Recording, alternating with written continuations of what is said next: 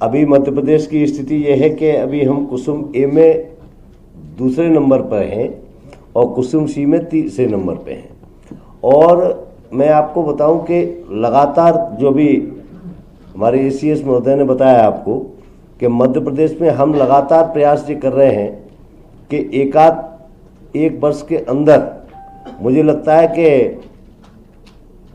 हम रूफटॉप की जो योजना हमारी केंद्र सरकार की है और रेस्को मॉडल पे जो सरकारी बिल्डिंगों पे है उसका भी हम लगातार अंतिम चरण में कुछ जगह के जिलों के टेंडर हुए भी हैं।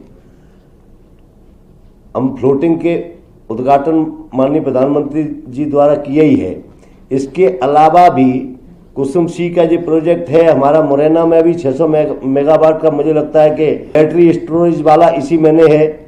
वहाँ से मध्य प्रदेश और उत्तर प्रदेश दोनों मिलकर जो 6-6 महीने बिजली उपयोग करेंगे, ये भी मुझे लगता है कि बहुत जल्दी प्रोजेक्ट कुसुम मुरैना 2 करके आएगा।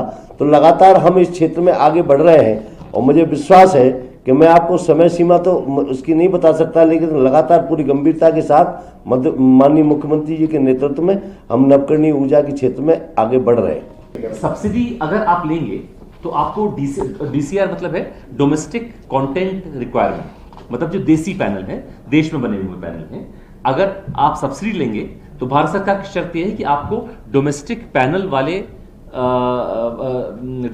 ही लगाने होंगे। तो जैसे मैंने उदाहरण दिया, यदि 10 मेगावाट के प्रोजेक्ट में 3 मेगावाट सब्सिडी मिल रही है तो उस 3 मेगावाट में आपको डोमेस्टिक पैनल लगाने होंगे।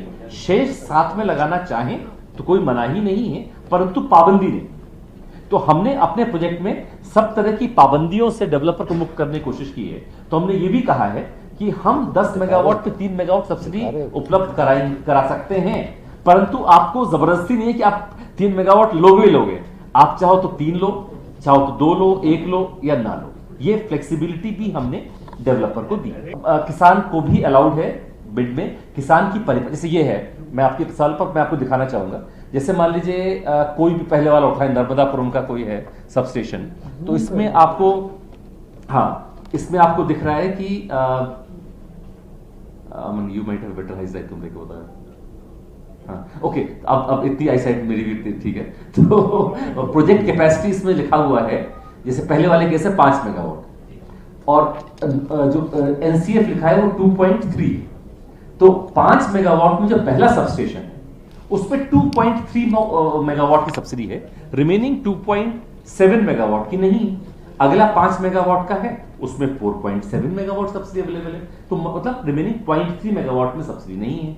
अगला 8.15 मेगावाट में 4.5 मेगावाट का प्रोजेक्ट है, तो 4.5 मेगावाट की सब्सिडी है और जो रिमेनिंग हुआ जो भी 3.65 वगैरह जो भी उसका जो है सब्सिडी नहीं। इस तरह से हर एक सबस्टेशन पर वो हम उपलब्ध करा नहीं रहे, पर उसका कारण भी ये है कि किसान को ही निवेशक को ही फायदा देने का है, क्योंकि अगर वो हमने किया तो उस फीडर पे ट्रिपिंग बहुत होगी और जब ट्रिपिंग होगी तो उसको फिर पैसा नहीं मिल पाएगा।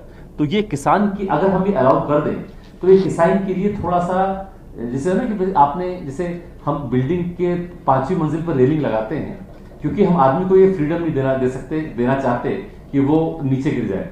ये फ्रीडम देना कोई अच्छी फ्रीडम नहीं हुई देना। तो हमने तमाम फ्रीडम दी है इस प्रोजेक्ट में, बट ऐसी फ्रीडम नहीं थी कि जिससे कि वो खुद नहीं एक्सपेंस होगा, पर क्योंकि वो जब वो करेगा वो ट्रिप होगी लाइन, तब उसका मोनेटाइजेशन होना बंद हो जाएगा।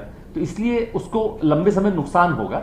इसलिए हमने कहा है कि आप सबस्टेशन तक लाके लाइन लाइए और उसमें अपना करिए, क्योंकि अगर आपने डिस्कॉम की लाइन पे आपने इंजेक्ट कर दिया तो जब वो ट्रिप होगी तो आपका प्रोजेक्ट बैठ जाएगा।